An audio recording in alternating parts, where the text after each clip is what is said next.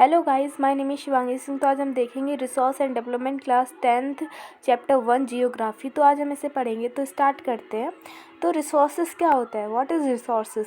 Everything available in our environment which can be use to satisfy our needs provided it is technologically accessible, economically feasible and culturally acceptable can be termed as a resources।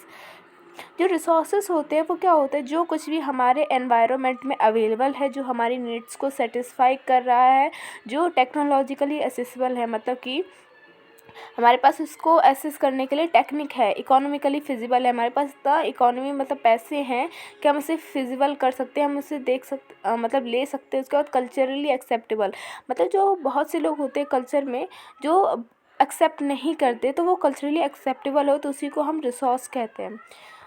Start करते हैं, उसके बाद आगे देखते हैं interdependent relationship between nature, technological and institutions. तो interdependent relation क्या होती है?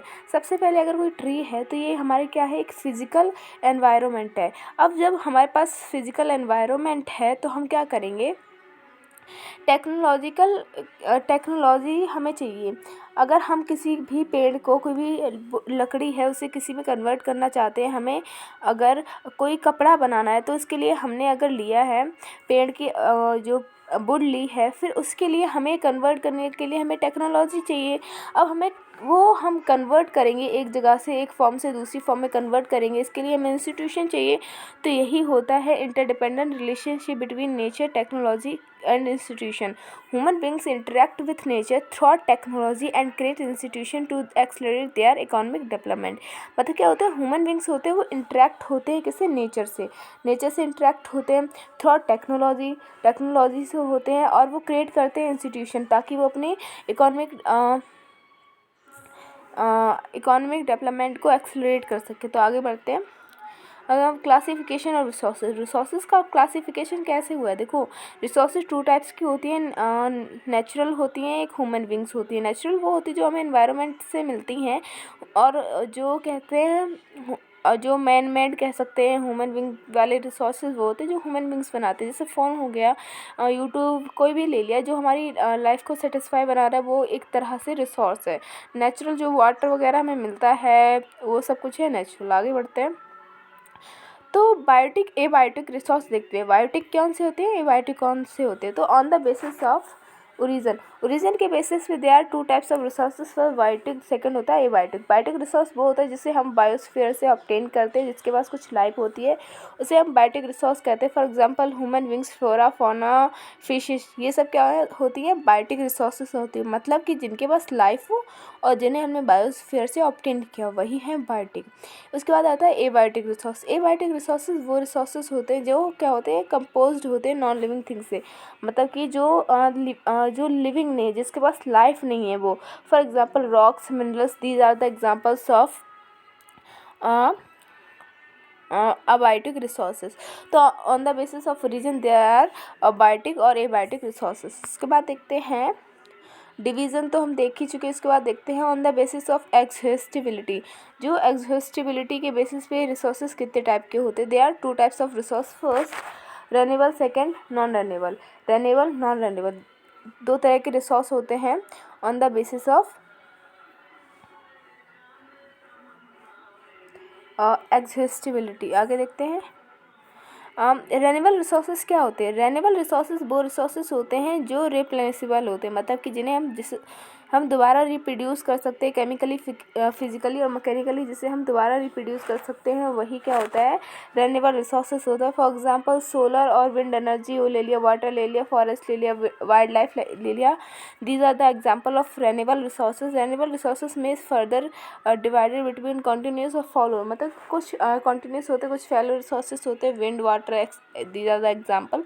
तो याद रखना, रेन्यूएबल रिसोर्सेज वो होते हैं जिन्हें हम दोबारा रिप्रोड्यूस कर सकते हैं। उसके बाद non renewable resources. Non renewable resources वो रिसोर्सेज होते हैं जिन्हें बनने के लिए बहुत ज़्यादा, मतलब क्या, लॉन्ग जियोग्राफिकल टाइम लगता है, जिसे हम दोबारा रिप्रोड्यूस नहीं कर सकते। For example minerals, fossil fuel, these are the example of non renewable resources. आगे देखते हैं। On the basis of ownership, there are 4 types of resources on the basis of ownership. Ownership के बेसिस पे 4 तरह के रिसोर्सेज होते हैं।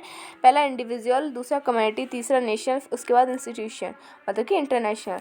First देखते हैं रेन्यूएबल रिसोर्स। रेन्यूएबल रिसोर्स क्या होते हैं? दो रिसोर्स जो एक प्राइवेट इंडिविजुअल द्वारा ऑनर किया जाता है। मतलब कि अगर किसी की कार है, किसी को पेन है, पेंसिल है, तो वो एक प्रॉपर्टी है उस इंसान की, तो उसी को कहेंगे individual resource.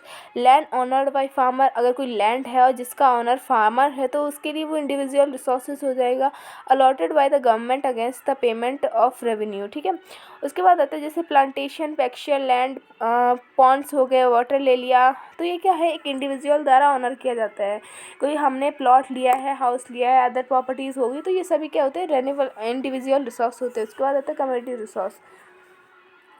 Are resource accessible to all the members of a community, कोई भी कम्युनिटी है उसके सभी मेंबर्स के लिए जो चीज़ एसेसिबल होती है, पूरी कम्युनिटी के मेंबर्स यूज़ कर सकते हैं जो चीज़, तो उसी को हम क्या कहेंगे? उसी को हम कहते हैं कम्युनिटी रिसोर्स। ऐसे रिसोर्स जिसको पूरी कम्युनिटी यूज़ करती हो, और पूरे मेंबर, जैसे अगर कोई पब्लिक पार्क है तो वहाँ पे जो पूरी कम्युनिटी होगी, पूरे सभी पब्लिक पार्क का यूज़ करेंगे, पिकनिक स्पॉट्स का यूज़ करेंगे, प्लेग्राउंड करेंगे, तो ये सभी क्या है? कम्युनिटी रिसोर्सेज हैं। उसके बाद देखते हैं आगे। उसके बाद आगे क्या है? आगे आता है नेशनल रिसोर्स। नेशनल रिसोर्सेज कौन से रिसोर्सेज होते हैं? नेशनल रिसोर्सेज वो रिसोर्सेज होते हैं all the resources that belong to the nation. मतलब कि कोई नेशन है तो उससे बिलोंग करते हैं, तो वो सभी नेशनल रिसोर्सेज होंगे। जैसे रोड्स ले लिए, कैनाल, रेलवे, रनवे, तो ये सभी क्या है? नेशनल रिसोर्स है, बिकॉज ये नेशन से रिलेट है, नेशन से बिलोंग करते हैं।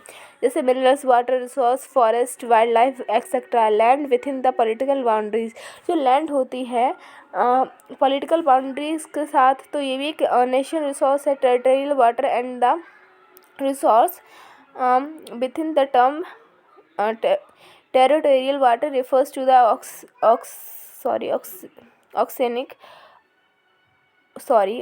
oceanic area।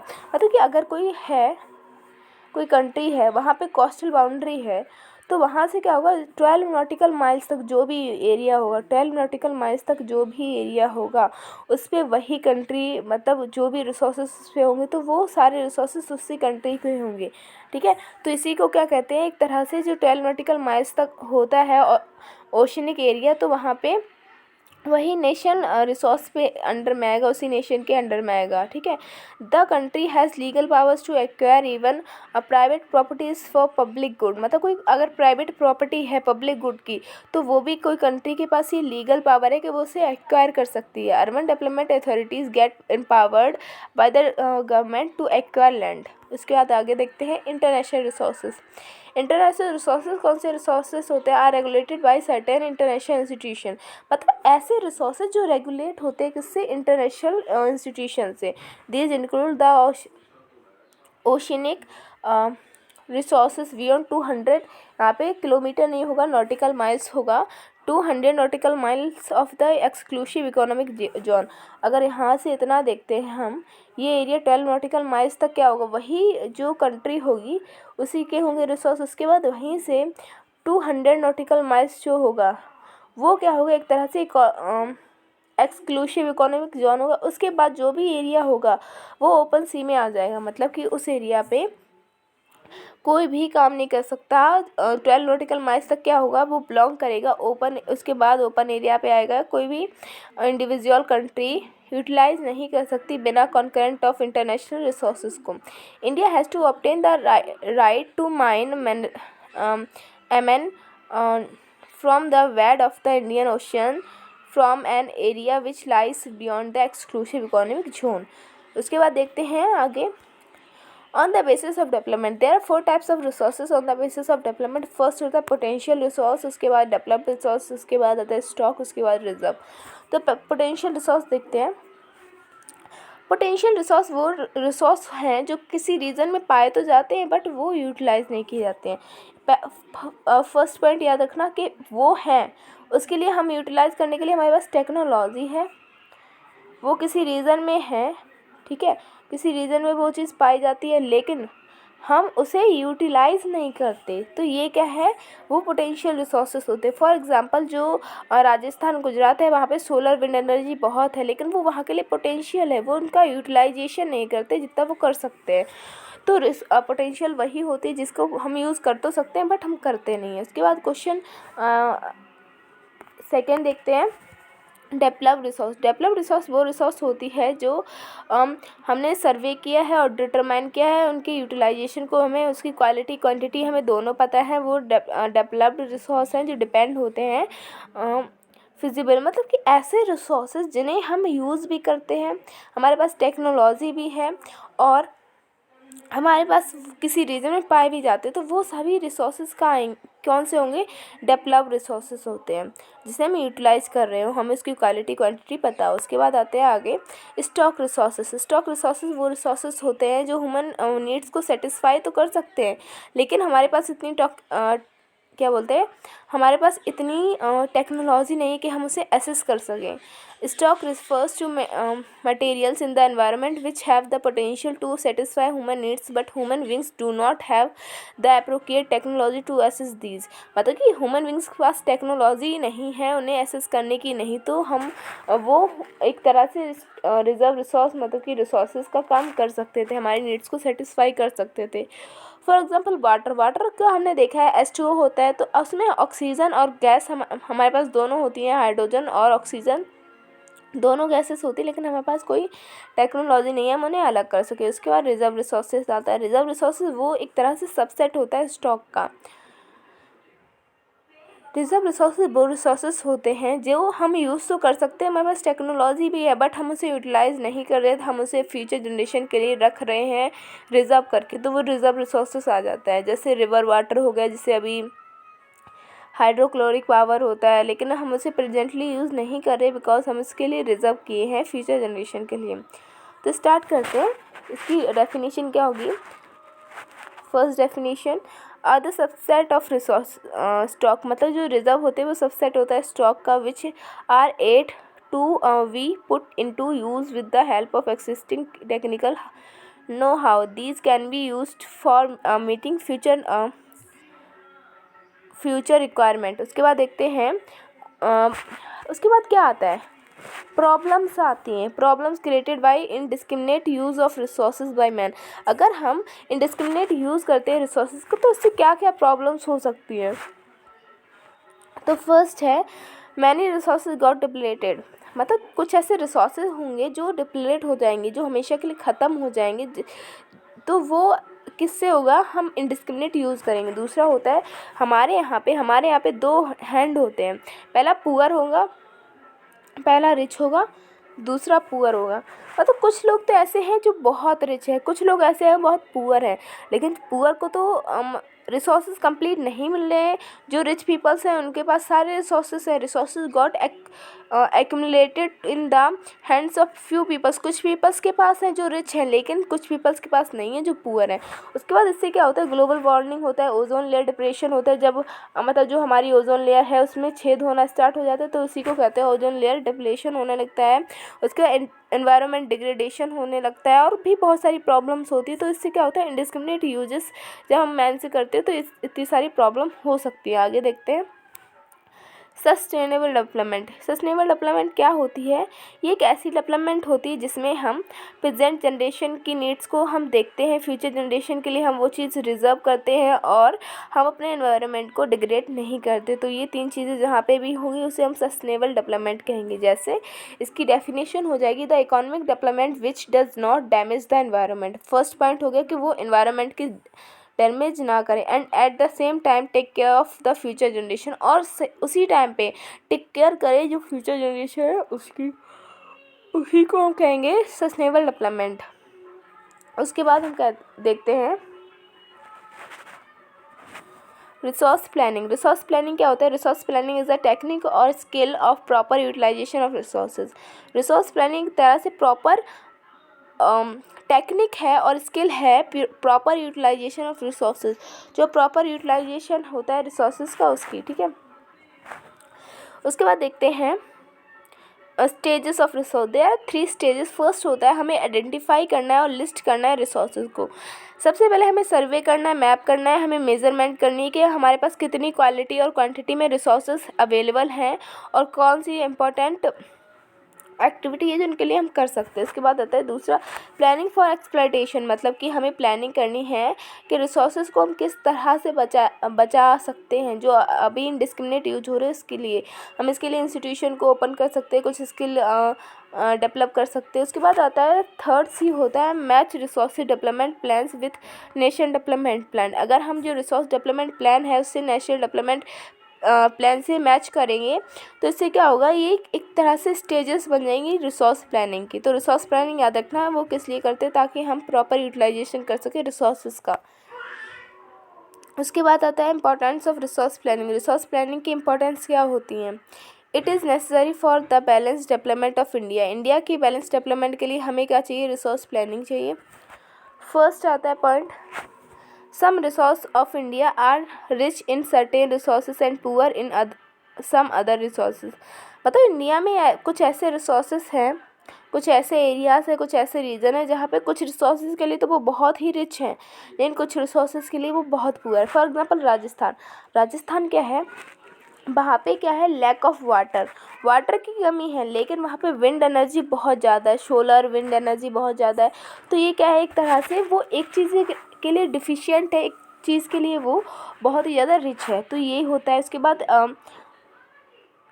बी क्या होगा, some regions are self sufficient while others regions are very poor in important resources. मतलब कि कुछ ऐसे रीजन हैं जहाँ पे सफिशिएंट है, मतलब जितने रिसोर्सेज होने चाहिए वो रिसोर्सेज हैं, लेकिन कुछ रीजन ऐसे हैं जहाँ पे बहुत ही ज़्यादा पुअर है उस कुछ रिसोर्सेज के लिए। जैसे मध्य प्रदेश, जो एमपी है वहाँ पे एफिशिएंट रिसोर्सेज है, जितने हमें चाहिए इनफ हैं, लेकिन जो लद्दाख है वो कुछ रिसोर्सेज के लिए बहुत पुअर है। तो ये भी स्टेजेस होते हैं। इसका थर्ड होगा wastage of resources can be avoided by planning. मतलब कि अगर हम रिसोर्स प्लानिंग करते हैं तो जो वेस्ट हो रहा है, वेस्ट हो जाते हैं रिसोर्सेज, तो वो क्या हो जाएगी, वो हट जाएगी, वो इतना वेस्टेज ऑफ रिसोर्सेज नहीं होगा। उसके बाद फोर्थ देखते हैं। फोर्थ होगा environmental pollution can be reduce. जो एनवायरमेंट पोल्यूशन हो रहा है, एनवायरमेंट डैमेज हो रहा है, वो बंद हो जाएगा, कम हो जाएगा। उसके बाद आ जाएगा fifth point, over exploitation of resources can be avoided. जो ओवर एक्सप्लॉयटेशन हो रहा है रिसोर्सेज का, उसे भी हम कम कर सकते हैं।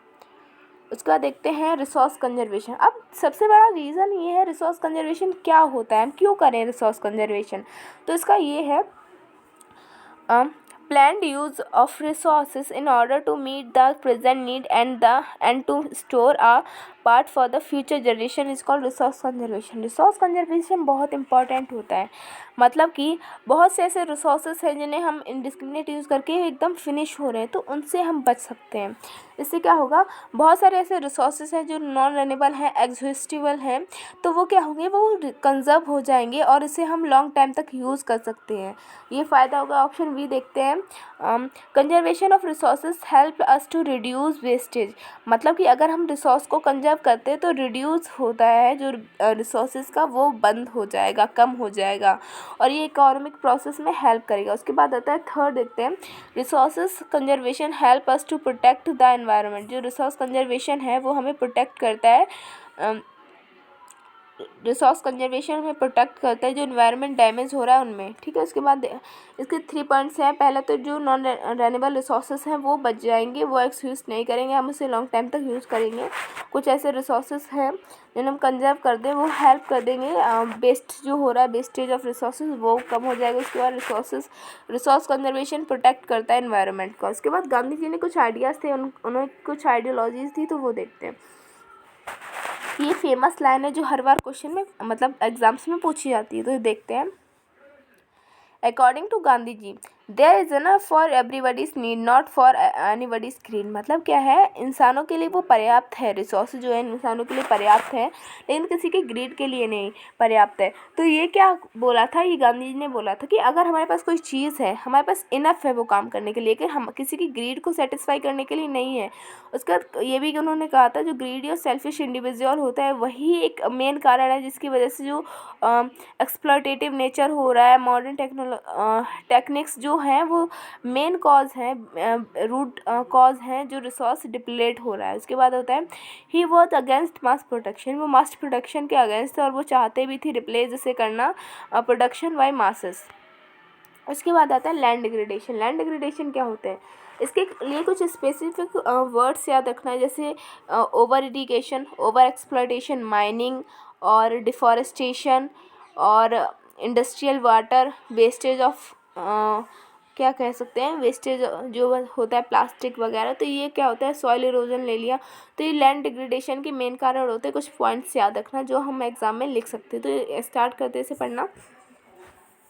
फर्स्ट है large scale soil erosion cause by running water and wind, मतलब जो लार्ज स्केल सॉइल इरोजन है वो किस लिए होता है, रनिंग वाटर और विंड की वजह से होता है। उसके बाद भी होता है dumping of waste materials from mining centres and industrial unit, जो डंपिंग ऑफ वेस्ट मटेरियल हो रहा है माइनिंग सेंटर में। उसके बाद आता है over irrigation lead increase in salinity and alkalinity in the soil, जो ओवर इरीगेशन होता है तो उसे कम करना चाहिए। उसके बाद देखते हैं ये भी एक कारण है लैंड डिग्रेडेशन का, over grazing by animals and deforestation by man, जो डिफॉरेस्टेशन कर रहे हैं हम लोग, पेड़ों को काट रहे हैं, और जो ओवर ग्राजिंग हो रहा है जिससे रूट जो होती है सॉइल एकदम लूज़ हो जाती है जब उसे हम उखाड़ते हैं।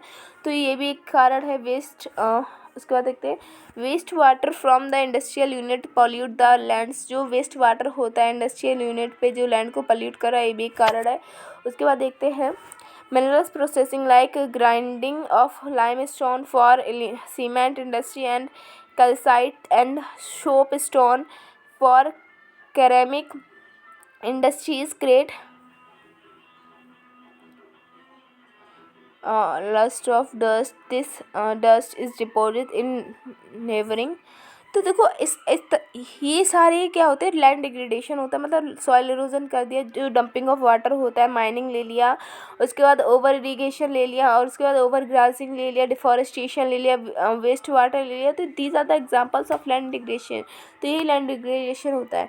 उसके बाद हम इसको अपोजिट करेंगे तो इससे क्या होगा, लैंड कंजर्वेशन मेजर्स हो जाएंगे। जैसे soil erosion can be prevented by ending deforestation, controlling grazing, encouraging afforestation and practicing terrace farming in hilly areas। तो इनसे क्या होगा, रिसोर्स कंजर्व होगा। इसके बाद देखते हैं preparation of shelter belts of plant and establishing of sand dunes by growing thorny bushes will help to prevent land degradation in desert. उसके बाद आता है जैसे mining activity should be control, new technology which reduce wastage can be adopted. उसके बाद देखते हैं industrial waste should be chemically treated to remove the harmful substance. उसके बाद आता है urban waste should be used for the production of biogas and bio manures. उसके बाद देखते हैं over irrigation should be stopped and new method of irrigation should be followed, मतलब कि कुछ ऐसे ओवर इरीगेशन के जो ओल्ड मेथड्स हैं जिससे लैंड डिग्रेडेट होता है उसे हम कम करना चाहिए और हमें कुछ न्यू मेथड्स को यूज़ करना चाहिए। तो इससे क्या होगा, हमारी जो लैंड कंजर्व होगी। इसके बाद देखते हैं resource soil is as a resource. तो सॉइल बहुत ही इंपॉर्टेंट पार्ट है ह्यूमन बींग्स का लैंड। तो देखते हैं सॉइल होती क्या है, व्हाट इज सॉइल। तो सॉइल होती है the upper most layer of the earth crust which is loose broken and useful for plant is called soil, मतलब कि ऐसा पार्ट, एक ऐसा upper most layer earth crust की जो हम लूज़ कर सकते हैं, ब्रोकन हो सकती है, यूज़फुल होती है प्लांट्स के लिए, तो उसी को हम सॉइल कहते हैं। अब सॉइल क्या क्या कंसिस्ट करता है, soil consists of material matter such as sand and clay and organic matter such as humus ले लिया, बैक्टीरिया ले लिया, अर्थवॉर्म से ले लिया। तो ये सभी कौन कंटेंट करता है, सॉइल कंटेंट करता है। इसके बाद देखते हैं soil is formed mainly due to process of weathering. जो सॉइल होती है वो मेनली किस प्रोसेस से फॉर्म होती है, तो वो फॉर्म होती है वेदरिंग से, ठीक है। As a result of weathering a layer of loose rock materials is formed on the land surface, जो ऑन लैंड सरफेस पे फॉर्म होती है। If this layer remains undisturbed for a long period of time chemical physical and organic changes take plays in it. These change lead to the formation of soil. तो यही इनसे ही soil form होता है। इसके बाद देखते हैं कुछ factor which influence soil formation process, मतलब कुछ ऐसे फैक्टर्स होते हैं जो सॉइल बनने की प्रोसेस को इन्फ्लुएंस करते हैं। उसके बाद देखते हैं फर्स्ट है क्लाइमेट। क्लाइमेट क्या करता है, इन्फ्लुएंस करता है। जैसे climate decide the rate of weathering and the type of vegetation. ठीक है, क्लाइमेट क्या होता है, डिसाइड करता है जो रेट ऑफ वेदरिंग होगा, उसके बाद जो टाइप ऑफ वेजिटेशन होगी वो। उसके बाद आता है topography. Topography of the land decides the accumulation of soil, मतलब जो ट्रोपोग्राफी होती है लैंड डिसाइड करता है एक्यूमुलेशन ऑफ सॉइल। उसके बाद आता है नेचर ऑफ पेरेंट रॉक। तो नेचर क्या होता है पेरेंट रॉक का, it decides composition and texture of the soil. उसके बाद आता है vegetation. Vegetation decides the amount of humus available in the soil, soil में कितना ह्यूमस होना चाहिए, तो ये वेजिटेशन देखता है। उसके बाद आता है टाइप्स ऑफ सॉइल। कितने टाइप की सॉइल होती है इंडिया में, 6 टाइप की सॉइल मेनली पाई जाती है। फर्स्ट आता है एलुवियल, रेड, ब्लैक और लैटराइट, डेजर्ट, माउंटेन सॉइल। तो ये है एलुवियल सॉइल, बहुत ही ज़्यादा कह सकते हैं यूज़फुल होती है प्लांट्स के लिए। नॉर्थ प्लेन में मेनली पाई जाती है, कोस्टल प्लेन में पाई जाती है। तो आगे देखते हैं, तो इसके कुछ पॉइंट्स हैं एलुवियल सॉइल के। फर्स्ट है alluvial soil is the most fertile and wide spread soil found in India, मतलब इंडिया की सबसे मोस्ट फर्टाइल जो सॉइल है वो एलुवियल है और वाइड स्प्रेड सॉइल है। उसके बाद सेकेंड पॉइंट है it is formed due to the deposition of fine silt called alluvial by the rivers, मतलब ये कब फॉर्म होता है, जो फॉर्मेशन इसका तब होता है जब डिपोजिशन होता है फाइन सिल्ट का। जब अगर कोई माउंटेन है वहाँ से रिवर आ रही है, तो जब माउंटेन ये टकराएंगे तो यहाँ पे फाइन सिल्ट बनेगा जो एलुवियल सॉइल को बनाता है। उसके बाद ये मेनली कहाँ मिलती है, यहाँ पे नॉर्थ प्लेन में मिलता है, गुजरात प्लेन और कोस्टल प्लेन में ये मेनली मिलता है। उसके बाद आता है it consist of sand, silt and clay. तो जो एलुवियल सॉइल होता है उसमें सैंड, सिल्ट, क्ले होता है। Alluvial soil mainly two types की होती है, खादर, बांगर। खादर क्या होता है, जो न्यू एलुवियल सॉइल होती है, बांगर ओल्ड एलुवियल सॉइल होती है। इसके बाद आता है it contain soil nutrients such as potash, phosphoric acid, lime, so it is fertile and good for the growth of the sugar cane, rice, wheat and pulses को बहुत अच्छे से इसमें ग्रो कर सकते हैं। उसके बाद देखते हैं ब्लैक सॉइल। ब्लैक सॉइल क्या होती है, ब्लैक सॉइल को हम रेगर सॉइल भी कहते हैं। रेगर सॉइल का मतलब होता है जो कॉटन के लिए बेस्ट सॉइल होती है। Best soil for cotton cultivation, most of the Deccan is occupy by black soil. जो ज़्यादातर जो डेकन है वो ऑक्यूपाई है ब्लैक सॉइल से। हाई रिटेनिंग कैपेसिटी होती है, सॉइल इज स्टिकी होती है when wet and shrink when dried. ठीक है, ये बहुत ज़्यादा श्रिंक हो जाती है, वेट हो जाती है। और उसके बाद आता है, इसके बाद है self following is the characteristic of the black soil. ये क्या होती है, सेल्फ फ्लोइंग होती है। ठीक है, एक कैरेक्टरिस्टिक है as it develops wide crack when dried. इसमें क्या होता है, वाइड क्रैक भी आ जाते हैं जब ये ड्राई होती है। इसके बाद ये रिच किसमें रिच होती है, जो आयरन ले लिया, लाइम ले लिया, कैल्शियम, पोटेशियम, एल्युमिनियम, मैग्नीशियम, तो इन सब में ये रिच होती है। और ये डिफिशिएंट, इस कमज़ोर किसमें होती है, कि क्या चीज़ इसमें कमी होती है, तो nitrogen, phosphoric acid, organic matter बहुत ही कम होते हैं। इसका कलर डीप ब्लैक और लाइट ब्लैक होता है। ये महाराष्ट्र, गुजरात, मध्य प्रदेश और छत्तीसगढ़ में मेनली पाई जाती है। उसके बाद आता है रेड सॉइल। तो रेड सॉइल देखते हैं, seen mainly in low rainfall area. ये ऐसे एरियाज में पाई जाती है जहाँ पे लो रेनफॉल होती है।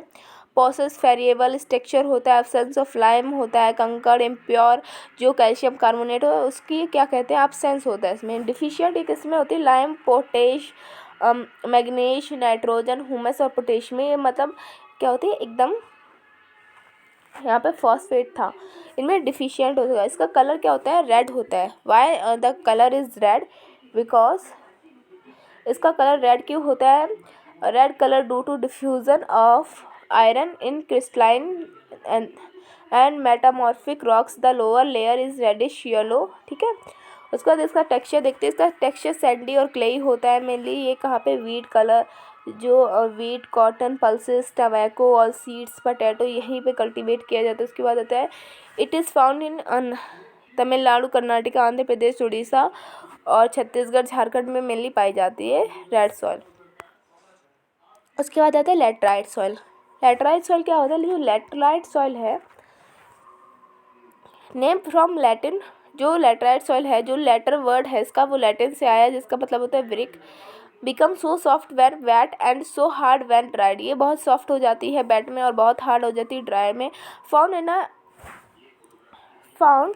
Found in the areas of high temperature and high rainfall, जहाँ पे हाई टेम्परेचर होता है, हाई रेनफॉल होता है, वहाँ पे होती है। Formed as a result of high leaching due to rainfall, जो रेनफॉल की वजह से हाई लीचिंग होता है इसकी वजह से ये फॉर्म्ड होती है। इसके बाद आता है organic matter of the soil will be removed fast by the bacteria as it is high temperature and humus will be taken quickly by the trees and other plants. Thus humus content is low, इसमें humus content बहुत ही कम होता है, ठीक है। और कह सकते हैं ये ऐसी मतलब लीचिंग प्रोसेस से बनती है, ठीक है। इसकी ये रिच किस में होती है? रिच होती है आयरन एल्युमिनियम में, डिफिशिएंट होती है नाइट्रोजन, पोटेश और पोटेशियम, लाइम, ह्यूमस में, ठीक है। कलर क्या होता है इसका? रेड होता है colour due to iron oxide. इसका जो rice, sugar, cashew nuts cultivate किए जाते हैं, ये गुड होती है टी, कॉफ़ी, कैश्यू नट्स के लिए केरला, कर्नाटका, तमिलनाडु, मध्य प्रदेश, उड़ीसा, आसाम में पाई जाती है। उसके बाद आता है एरिड सॉइल। एरिड सॉइल ये ऐसे एरियाज में पाई जाती है जहाँ पे सेमी एरिड कंडीशन में पाई जाती है। डिपॉजिट मेनली होती है विंड एक्टिविटी, जो विंड एक्टिविटी होती है उसी से ये डिपॉजिट होती है। हाई सॉल्ट कंटेंट होता है, लैक ऑफ मॉइस्चर, ह्यूमस होता है, मतलब मॉइस्चर बहुत कम होता है। इसमें क्या होता है? कंकर और इम्प्योर कैल्शियम कार्बोनेट होता है। इसके बाद ये टेक्सचर इसका क्या होता है? इसका सैंडी टेक्सचर होता है। कलर इसका रेड टू ब्राउन होता है। फाउंड ऐसे वेस्टर्न राजस्थान में पाई जाती है। उसके बाद क्या आता है? Forest soil. फॉरेस्ट सॉइल क्या होती है?